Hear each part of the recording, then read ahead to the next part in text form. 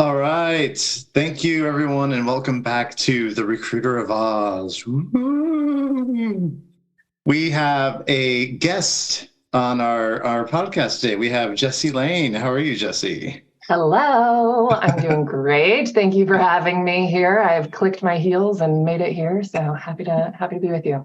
That's Okay, right. that sing-song intro kind of made me feel better about my job search already. So thank you, Jessie. It's good to meet you. That's what I do. I sing to you. It's sound coaching. Awesome. So Jesse's here to talk about a topic that we touched on for one episode, but it could clearly use a lot more detail and in-depth conversation. So we touched upon kind of how you bring yourself to interviews as a candidate, but I think Jesse's going to talk a little bit more about it. And for those of you who don't know, I used to work with Jessie at Meta, and she has now formed her own company called J Lane Coaching and Consulting. And so she does consulting for candidates, but also consulting for leaders as well at companies. So she kind of works both ends of the spectrum there. And she's going to talk to us today about, mock interviews, talk to you about coaching, talk to you about mindset for interviews, and a couple of other things. Let me know if I got that right, Jessie. Yeah, that's right. I'm very excited to kind of get to be playing on both teams still, where I get to work with the corporations and chat with them about their processes, but also do the part that I'm really passionate about, which is just helping individuals feel really confident about walking into one of the more vulnerable experiences of our life, which is having interviews and discussions about our next career step. Yeah, and I think I said this before. I don't know if I said it on this podcast, but I've said it before when I've done trainings. Your interviewing personality as a candidate, actually anybody's interviewing personality, whether you're the hiring manager or the candidate, that is not your real personality. It's like two fake personalities having kind of a fake conversation. So once we kind of get past that, then you can kind of start to do the dance of asking questions, talking about the experience, and it all comes down to how you present yourself to the hiring manager. And we did talk about kind of the way you answer questions. We talked about the STAR format, which is something that we mentioned. And that's something that I think interviewers like to see. But what else, Jessie, in your opinion, are things that, kind of help get a person in kind of the practice mindset for interviews? Yeah. So interviews are weird. You're right. We don't really get to feel like we bring our whole selves. What is awkward about interviews is that it's not a conversation. It's not actually a back and forth. It's question answer. And so it's really easy to get into a question answer mindset, like you're being given an oral exam, instead of you are being interviewed for who you are, what type of person you are, how you solve problems, not just what problems you've solved. And so a lot of my favorite types of coaching is about trying to show up as holistically as you can, as your skilled self, and also as your nuanced and complex self. A real given is know your stuff. Have the experience that they asked you to have before you showed up to the interview. That's kind of the given part of it. And ideally you have that already. And now it's okay, great. I check all the boxes. How do I show that to them? And that's the work that I really like to do with people. Yeah. And of course, this goes with all the zillions of applications that we see for one role on LinkedIn. A lot of candidates are just applying for everything. They're just grabbing whatever they can, just throwing it at the wall and just seeing what sticks. But a lot of times that's not going to get you through the door. So baseline is at least have the skills that the job requires. Yeah, it seems overly simple, but yeah, have the skills that the job is asking you to have. And then, of course, the follow-up to that is know how they're going to test you on that. What are the competencies that they're truly going to evaluate you for?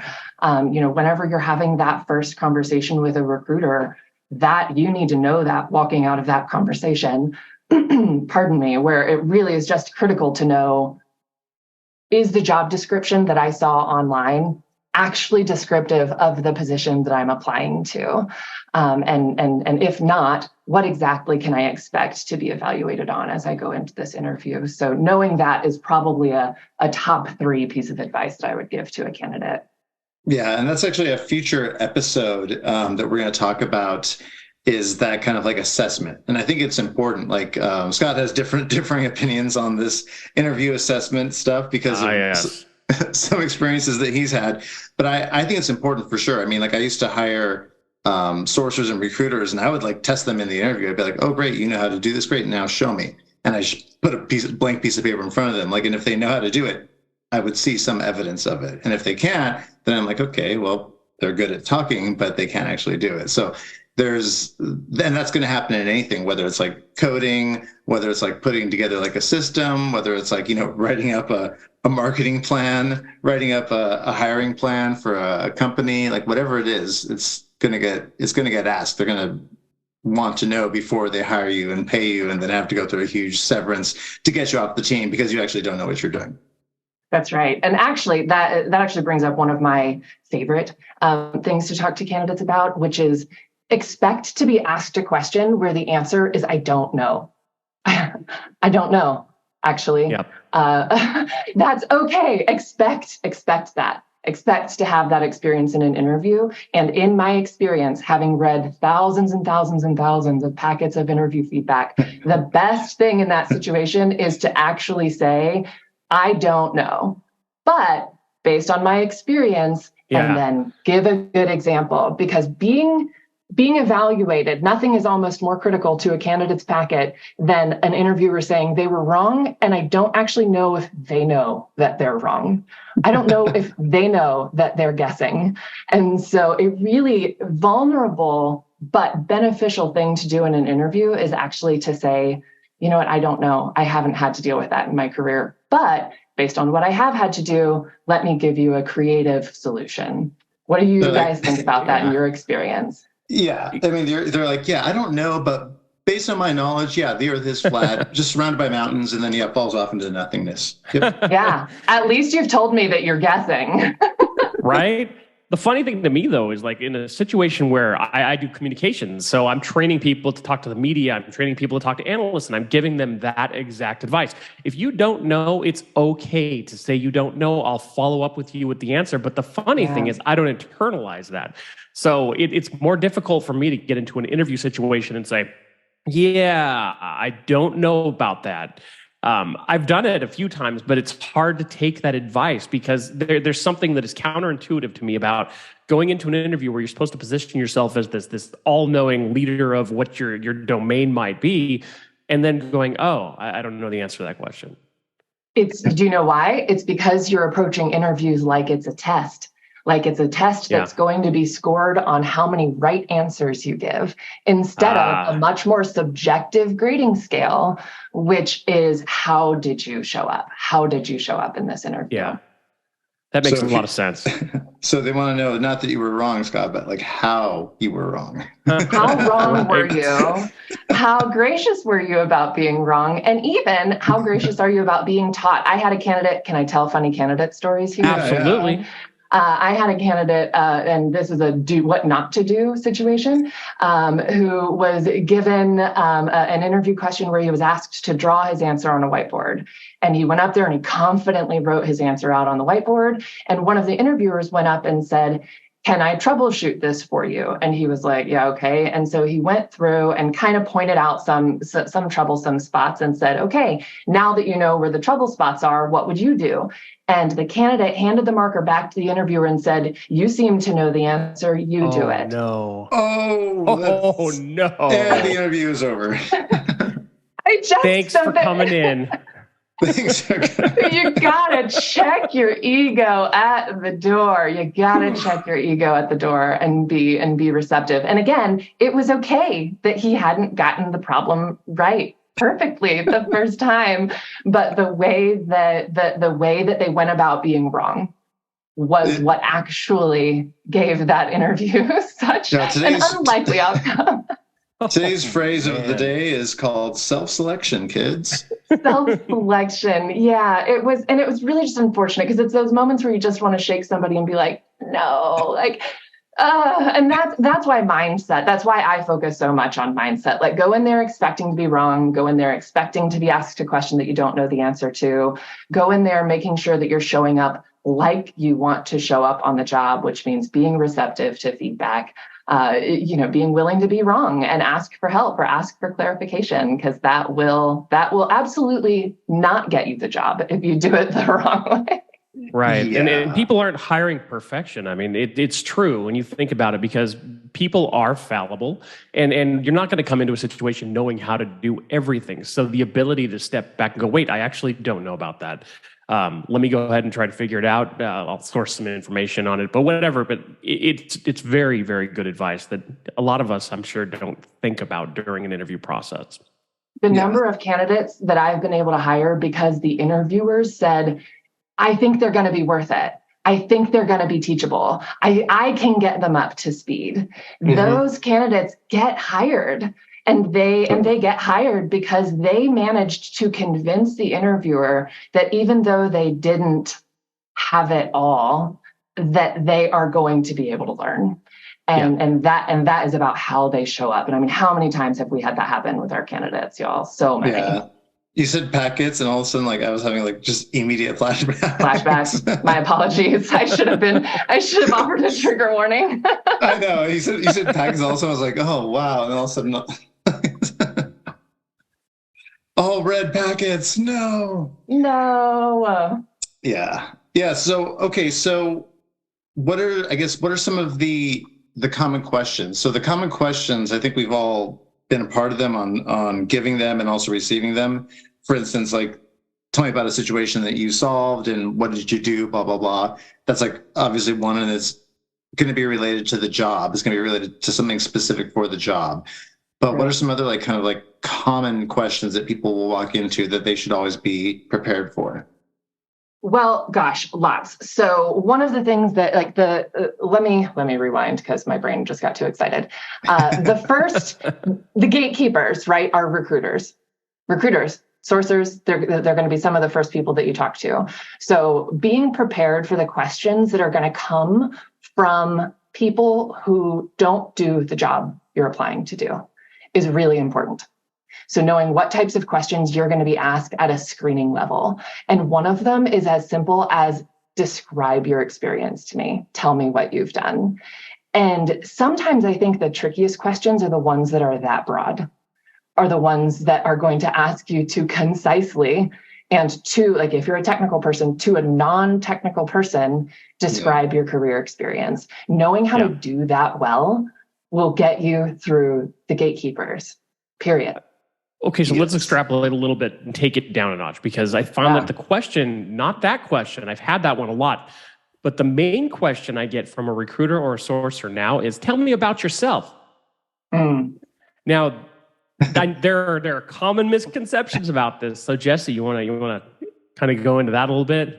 Yeah. So that is one of those questions that's almost mean to ask, because it's just what do you want to know? I do want to know about my children and my family, or my career path, or how I got here, or my traumas, or my, what are you asking? That's such a big question. And my response to that would be yes, all of that. They want to know a little bit about all of that, especially the gatekeepers, especially the recruiters.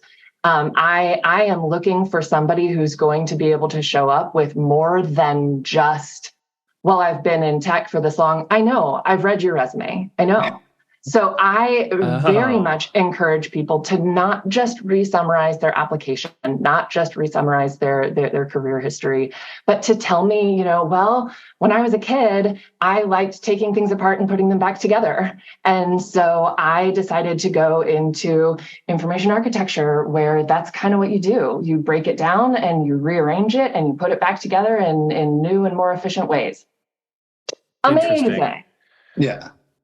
Okay, so I've had a number of different pieces of advice over the different years of my career. And the first, when I started my career about 25 years ago, it was all about, when a recruiter's asking you that, they don't want to hear about anything but the job and how you roll up into that job. And so I've always kind of had that in the back of my mind, go, okay, how do I do an encapsulation of who I am and kind of tie it into where I am right now with regard to the career? So interesting challenge. I'm going to have to rethink that too, because I've been kind of defaulting to old ways on that one.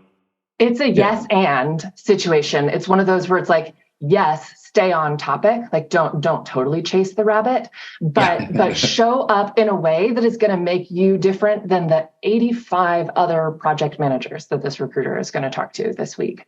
And I remember, I remember the people who told me that they were in chess club in high school. I remember the people who told me, about how an extracurricular is what got them interested in this. And they will stick out in my mind, and sticking out is important. We know true. There are so many candidates. Yeah. So I think if I went forward to a recruiter and wanted to stick out, I would say I've been taking a pole dancing class for the last 2 years. And, please, you'd pass my screen. I'd be like, tell me more. God. Yes. So yeah, I think having a well-rounded response, well-rounded personality, because again, I think that goes with the culture of the company. Because I think when the recruiter asks you that, they're also trying to see a personality kind of like culture fit. And I know that culture fit sometimes can be seen negative when it's talked about between recruiters and hiring managers, but it does matter. Like, it doesn't matter, like, for instance, like the last company that I was at, it didn't matter how smart the person was. If they were like a jerk, then they weren't going to get hired. So that's a culture fit. Like, they're not going to work with the culture that they have. So that's I think part of like what that question leads into. Yeah. Well, and gosh, I know culture, fit, those are such, red flag words, but ultimately what I try to reframe that as is to really think like, what persona is this company trying to portray in the world? What value system are they saying they embody? Because who works for you represents you. They are billboards for your company. And so actually being able to put out the energy that this company is saying they want to put out is part of what they're interviewing you on. Is, are you going to accurately represent what we say we stand for? Mm-hmm. Yeah. So another question that's always asked, and I'm sure you've asked as well, like the question where you ask, tell me about a time that you failed at doing something, right? I mean, how many times do you get asked that?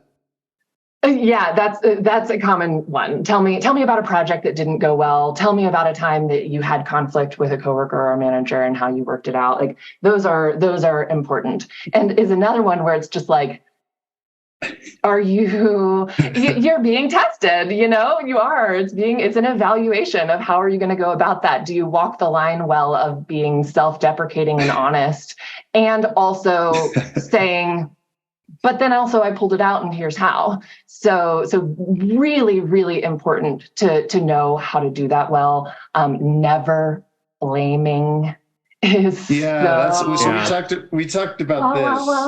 We talked about this. I don't remember how long ago, Scott, but we talked about not disparaging, despite whatever the situation is, not disparaging your former employer or boss, because again, that shows up bad in the interview process. That will come back to get you, like in the ghost world in the middle of the night, like that'll come get you. So to not do that and really talk more about like the situation and how maybe it wasn't right, or whatever it was, but not disparaging like your kind of like former employer or anything like that. And what it comes down to, sorry to interrupt, is that really you're reading subtext, and when you're talking with the recruiter, they understand what you're saying. Okay, when you say it wasn't a good fit necessarily, or this wasn't the job description that I had originally been told this was that I was going to be doing.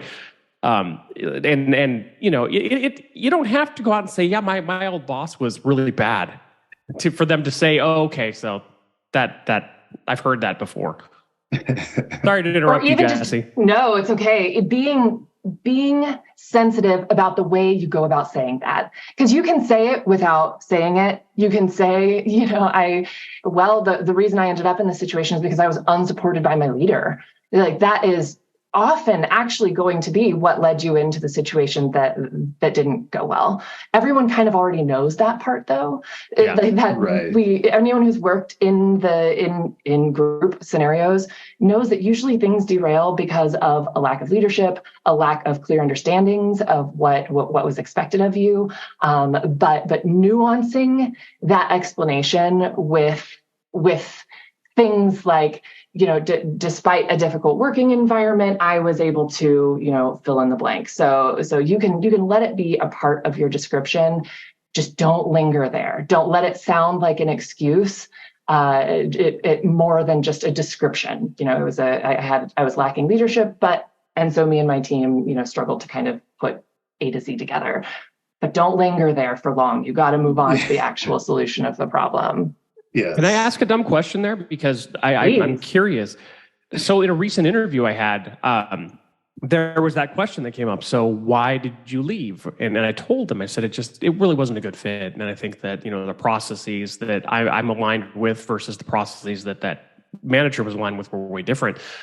Why would a recruiter dig further into that? Because that recruiter took me on a rabbit hole of like 5 questions digging into why and who the boss was and why, what specific traits did they have that led you to this sounds like a good interview.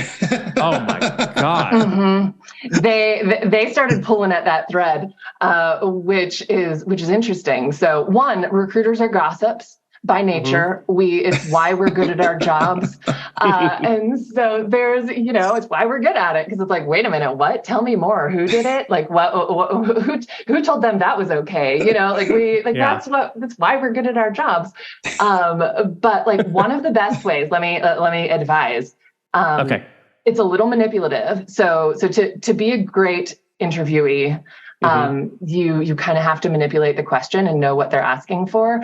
A great way to be a little manipulative about it is to go, well, unlike what I know about your company, which is that leadership is, bottoms up, I don't feel like I fit in so well with my current company or my previous company because they were top down. Now you've complimented and said, what was different about my company? Don't worry. It's not the same as yours. It's why I'm applying to yours because you're different. And it's this little butt kissy way to explain why you left and why you're coming simultaneously. Right. Interesting. And the recruiter writes in the ATS notes, oh, this candidate's in for a surprise. Okay, so that's good. That's good advice. So I think the main question that I want to ask next is about when you're talking about yourself. Like you've gotten the stuff about, who you are personally. You've maybe answered questions about why you're looking or why you left your previous job. But now we get to the real question about why you're good at what you do. Now first instinct, I think for a lot of candidates, especially ones that are experienced, is to kind of you want to say everything. You're like, look, I can do all these things, but you also don't want to word barf on the poor person on the phone. So it's how do you handle that in the right way? Honestly, this is going to sound very hippie, which is kind of who I am and how I advise my candidates, but be centered. Be really centered and really confident in what you bring to the table. That's exactly right, Scott. Just like that, we see it in our own pose. But be centered. I think of a scene from Lion King, and where he says to him, "Remember who you are." Right? Oh, it's this very mystical moment of remember who you are, and he centers himself. And instead of being frantic and frazzled, he moves forward with purpose and mission and confidence, calm confidence. And that is literally what I get centered. Know who you are, know what you're bringing to the table, and be so self-assured of it that you actually don't need to give them an encyclopedia answer. Right. Well, you said Lion King. I thought you were going to quote Scar and do be prepared. No, that's the bad voice. That's the bad voice in your head. I want you to listen to the other, the angel on the other shoulder. Right. No, that's good advice though. The centering, to kind of focusing on the core and not spewing everything on the poor person doing the interview. Well, and let them ask follow-up questions. It is actually it's your interview, it's your time, but also leave space for questions. That's the best way to make sure that they're able to actually get the information that they want from you, instead of just the information that you think they want to know from you. Right. Let them ask you, answer the question, and then stop answering the question. Now, we talked about this in a previous, probably maybe like the first episode, how there are some bad interviewers and the ratio of where the interviewer talks versus the candidate talking. A lot of calls that I've been on, it's like a half-hour call, and 20 minutes of it is like the recruiter talking. They're like, okay, what are some questions you might have? And you're like, well, I didn't even get to say anything. Like, it's like, you also didn't ask me anything. I was really just listening to them talk. So that's like an example of bad recruiting. The ratio for recruiter and candidate should be like 20% the recruiter talking, 80% the candidate talking. Yep. Right? Yeah, absolutely. Yeah. So it's like, Mark, really quickly there. That was actually, I think, the third episode with bad recruiters and bad sourcers. But basically, so I had that same situation as I mentioned to you, and I have a question about that. So I do have recruiters often go the whole 28 minutes and then say, so do you have any questions for me? And 2 minutes later, left, you don't really have the ability to ask any substantial questions. But I make it a point to push into conversations, as well I've been doing today. But I ask questions as we go along. And the thing that confuses me is at the end of a conversation, often the source or recruiter will say, so do you have any questions for me? And I'm thinking, well, I've been asking you questions the whole time. If I say that, is that looked upon or frowned upon? Or if I make a comment like that? So I've got a manipulative way for you. All right. I like this manipulative piece. I like this is good.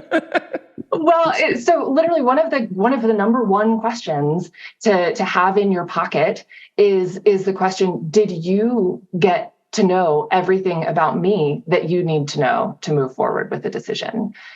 Because then it puts the ball back where it's like, actually, do you know everything that you need to know?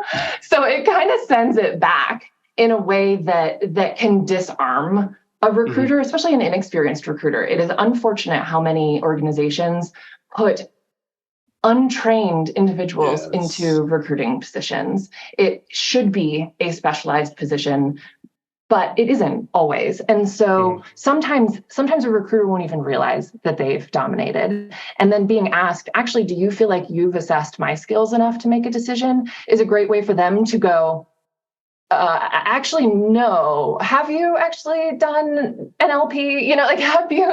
And it kind of puts them back in that position. So I really encourage people to pass the ball back that way. I like that. Yeah, that's good. Because, in reality, depending on the company, you can ask that of the recruiter and they're like, I don't know. You're like one of 25 people I have to talk to today. So maybe. But that's good. Honestly, in my experience, when that is the case, it's already been decided if this candidate is moving forward or not. Yeah.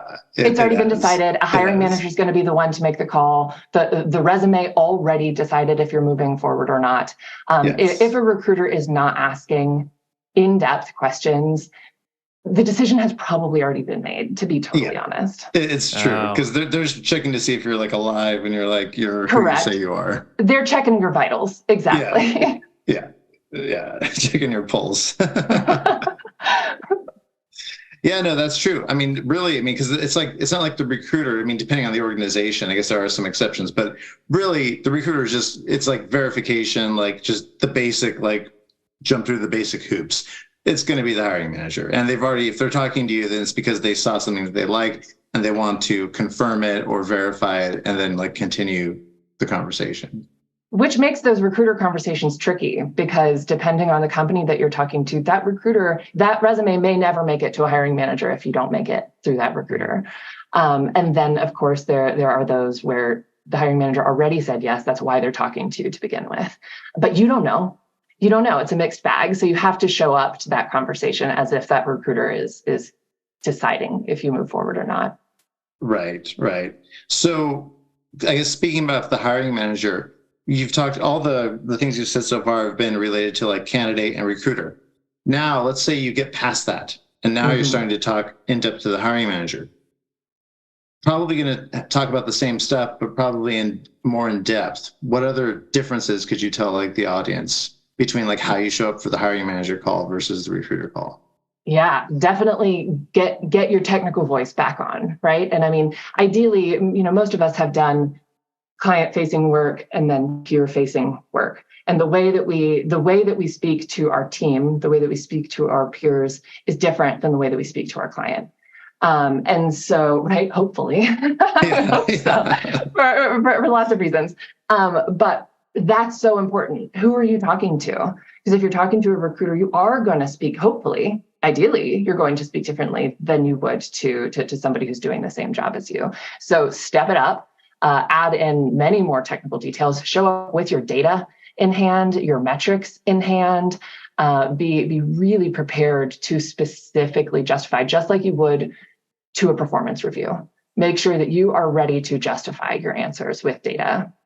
Now, normally a good recruiter will prepare the candidate. And there's some negative kind of stereotypes to like candidate prep, but I don't think it's bad. I mean, it's not like the recruiter's not going to give the candidate answers so that they can like somehow get past the hiring manager. The hiring manager is going to know right away if the person knows what they're doing or not. So Instead, I think it's a good recruiter's responsibility to prepare the candidate for the questions and the different things that they're going to get asked about their experience by the hiring manager, right? Yeah, absolutely. And I totally agree. Like if I can't prepare you for this test. I can't teach you in 3 weeks how to be a production engineering manager. I can give you every single question that's going to be asked, and you're still not going to be able to show up well to that interview if you don't know how to do the job. But in my experience, I've gotten to recruit for many, many companies, and there is a real philosophy difference between companies who feel like candidate prep is a valuable part of the hiring process and then those that don't, which is why a candidate has to empower themselves and make sure that if they are not being given thorough preparation, that they're asking for it. Because even the companies where candidate prep was not a part of my procedure, if a candidate said to me, what kinds of questions are they going to ask me in these interviews? I told them. Yeah. But that means that if the recruiter is not offering that freely and you're asking for it and getting those answers, you're going to be top of the herd of those applicants because you asked, and they're going to tell you, they're going to give you an answer of some sort. So make sure that you are asking those questions. What types of interviews, what types of questions are they going to be asking? How in depth are they going to go into this skill set? Oh, it's just kind of shallow. Good. Then I'm probably not going to spend a week preparing for it versus the ones that they're really going to focus on. Know that, ask those questions. Yeah. It's interesting you bring that up because I was actually thinking that as you were talking about that in the early part of the conversation. I'm thinking, many times a recruiter won't offer that information. Either they don't think about it or they're just not great. And, so is it bad and frowned upon if a candidate asks that? Because it can be viewed, in my opinion, as giving them an unfair advantage, which is great. I'm fine with that, having an unfair advantage, but I'm good with that. No, it's not. It's like you preparing a candidate is like you handing them like a computer science book. Okay, just read this and have it all ready by next week, right? It's not going to happen. Like you would need like years of school, years of experience, and to be good at your craft for you to then be ready for the job. So the same thing for anything that we do. It's like you're not going to instantly become an expert at it just because you read a couple of things or you type in college, I think about all of the different kind of professors we had, right, in getting education. And the classes I remember the most from, the classes that I benefited from the most, gave me a study guide for the finals. Mm-hmm. Right. You know what I mean? Like we were those that actually said, hey, this is the information that I want you to know. I was able to show up so much better than the class where I retained just as much information, but they didn't give me a study guide. And so I wasn't able to show up to the test well. And so I can't emphasize how important candidate prep is to the corporation, to the organization. Adding that into the process is, in my opinion, the only way to ensure that you get top talent, as we all like to say. So that's another good one. We should be like writing all these points down, by the way. I should have been doing this the entire time, but like that's another, we can always review afterwards and post it in the comments for this video link. Mm-hmm. But that's another good point, is to make sure that you ask the recruiter. Like, do the proactive thing, ask the recruiter, what's the next step going to be? What's going to happen in that step? A good recruiter will do that. A recruiter that's maybe not so good, or maybe a recruiter that's just like fried and completely overloaded with like 70 recs, may have forgotten to do it for that one time. So it's the candidate, your job to do it. Be empowered. I mean, it's the same advice I give people getting healthcare, where it's be empowered. Ask the question, ask for what you want, ask for what your concerns are, express them, be empowered. This is your process. This is your career path. This is your opportunity. And same as any other relationship or interaction, make sure that you're walking away not going, should I have asked? I wish I had asked. Would that have made a difference? Be empowered. Yeah, that's good. That's good advice. Yeah. So another thing that I think you talked about this already, is kind of like the be honest piece. So I think Scott and I were talking about this in a previous episode about, being honest, but not too honest. Like, and again, it's not just like, maybe like past companies or past managers, but it could also be something that you did that maybe it didn't actually turn out as well as you had liked. Like, is that what a recruiter wants to hear? Do they want to hear like the nicer version of that story? Like, what do they really want to hear when they ask you those questions? Be honest. So embody your biggest cheerleader. And by that, I mean, somebody who knows you well and who, like your spouse or your mother, so somebody who's like, oh yeah, they're so great. Sometimes they mess up, but overwhelmingly they're incredible. Like, kind of take on that persona when answering those types of questions and answer honestly, meaning, am I fallible? Yes. Have I missed the ball? Yes. Have I, missed a deadline? Yeah. But I learned from it, and here's what it taught me. And I'm so grateful for that experience because XYZ. So answer it like your biggest cheerleader would about you, which is being transparent and acknowledging that nobody's perfect. But then pretty quickly move back onto, but don't worry, I learned from it. Yeah. Right. Yeah. And I think that's the key thing that, the companies want to hear. They want to hear that there was a problem, but you solved it, check out the hook while, your DJ revolves it or whatever. Yeah. Or even I didn't solve it and I'll never forget it. That goes a really long way too. It went tragically and I never got it back on the rails, but I've never forgotten it. And because of it and everything I've done going forward, I have implemented these, milestones. I have implemented these checks and balances. I have, sought mentorship. I have, so it's even okay if the story's just tragic, but then also quickly get back to, but it has informed the way that I've done everything since. It was a learning experience. And fortunately, it's led me to speak with you. No, I'm pretty sure Don't worry, I didn't make this mistake on your dime. Yeah. So I think the last question that I had is about kind of like results. So I realize that not everyone who's watching out there, they don't necessarily work at a job where the results are like as tangible, whether it's like metrics or whether it's like sales figures, numbers, like whatever it is. But it's always good to have that like immediately ready when you're doing an interview, because if it is somehow measurable and you can like, show your work, show the results of it, you're going to want to talk about it, right? Yeah. Yeah. So this is, I'm going to trigger warning. The things to keep in mind are both qualitative and quantitative impact. Oh man. Okay, I know. I apologize. Oh man. I'm so sorry. But it's also what I encourage people to keep in mind as they write their resumes. Make sure that you are including both quantitative and qualitative impact, qualitative and quantitative work that you've done. Both matter. I know, I apologize. It's just so corporate. I can't stand myself. But it is also true. So being really aware of both kinds of impact that you've had is going to be helpful. Right. Good. Well, I think any other, like questions that we have for Jessie, Scott? Oh, really? You throwing it over to me when I'm going to use my normal line that I've been asking questions the whole time as they're pertaining to what Jessie is talking about, because I'm just a conscientious interviewee like that. Jessie, I think I rest on the prosecution. Scott, you missed an opportunity to say, I don't know, Mark, do you feel like you've gotten everything you need to know? Touche. Oh, that was good. No, that was good. I mean, anything you want to add? Anything you want to add, Jessie, for the audience? No, I mean, I just love this stuff. I really just want people to feel empowered and to feel worthy of getting the interview. You know, you are worth talking to. You're worth being considered.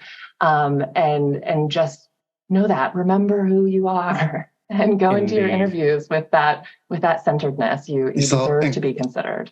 And gosh darn it, people like me. And people like you. Yeah. Okay, before we sign off, quick plug on your new business. JLaneCareerCoaching.com. Check me out. I do individual one-on-one coaching. I do resume reviews, mock interviews, and of course, any organizations that are interested in learning how to have an impeccable process that benefits both the candidate and your bottom line, hit me up. Woo-hoo! Definitely. There you have it. Well, I think it's time to take us out here. Thank you, Jessie, for being a guest speaker on the podcast. Thank you. This was fun. Good. All right. Well, until next time, we will see everybody later. Goodbye from the Recruiter of Oz. Bye-bye.